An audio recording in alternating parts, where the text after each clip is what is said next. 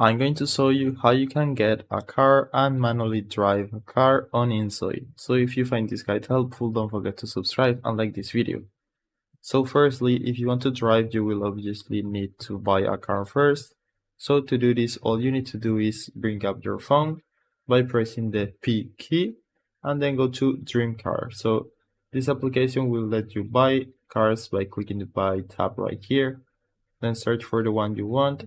In my case, let's say I want this one. Just click on buy, select a color and buy again. Now purchase and just wait a few seconds until the car appears. So in this case, it appeared right here. You will see this icon. So to get into the car, you need to click the car, get in and sit in the driver's seat.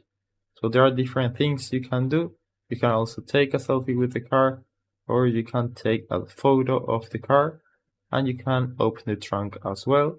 So to drive it, you need to get in the driver's seat. And now once you are inside the car, you can open the map like this, and you can teleport anywhere where you want.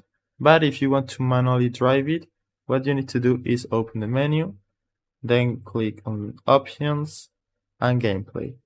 Now you will see, if you scroll down, you will see driving, enable manual driving. You just need to enable this option, apply and apply. And now you can drive your car with WASD, just like the normal movement with your character.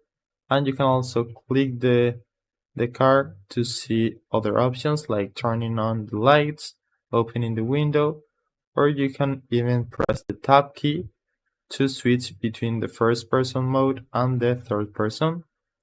So there are also like crossing animations. If you cross with a car, you will see a crossing animation as well. So this is the early access. There are some bugs sometimes, so it works sometimes and sometimes it doesn't. But that's basically how you can manually use cars on inZOI. So I hope it was helpful and thanks for watching.